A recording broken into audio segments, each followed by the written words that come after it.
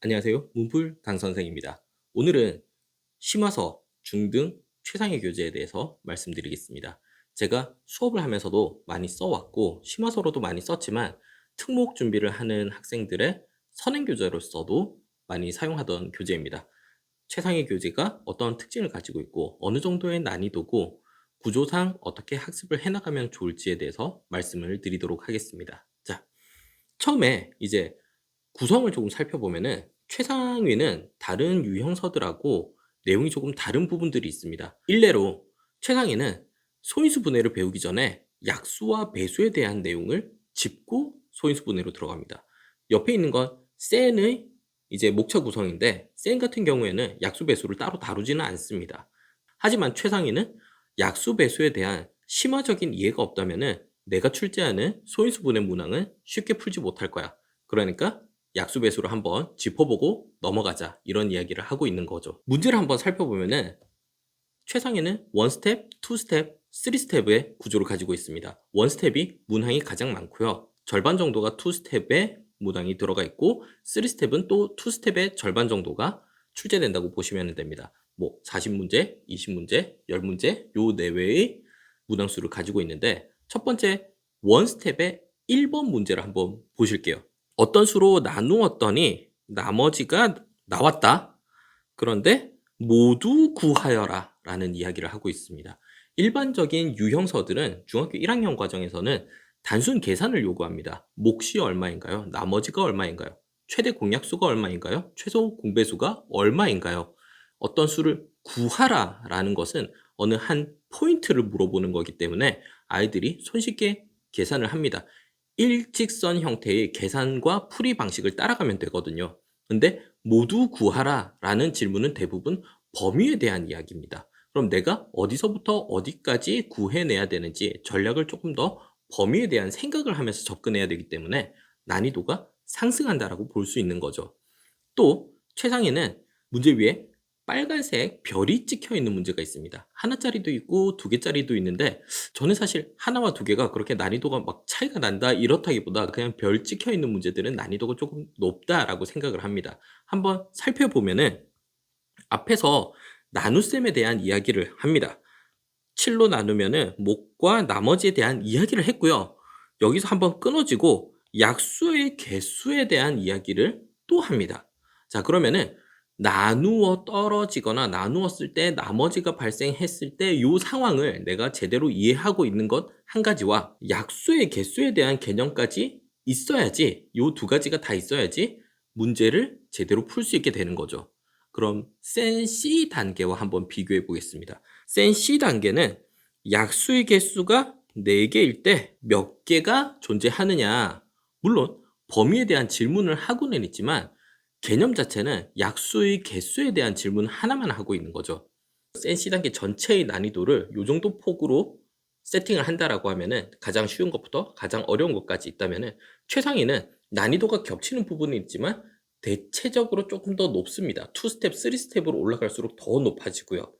1스텝에 있는 문제들이 센 C 단계와 유사하거나 살짝 어려운 정도. 뒷부분으로 넘어가면 넘어갈수록 확실히 난이도 높은 문제들이 포진해 있거든요.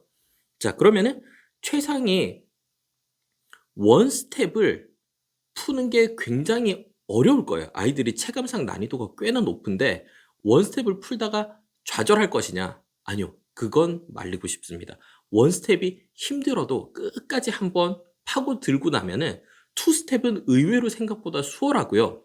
3스텝도 처음 도전했을 때 20-30% 정도는 풀어나갈 수 있습니다. 1스텝을 풀 때의 그 체감상의 부담감이나 난이도만큼 2스텝, 3스텝은 그 부담감이 크지 않다. 처음 내가 낯섦을 극복하고 어려운 걸 뚫고 나가면은 2스텝, 3스텝은 어느 정도 할만하다라고 말씀을 드리고 싶어요.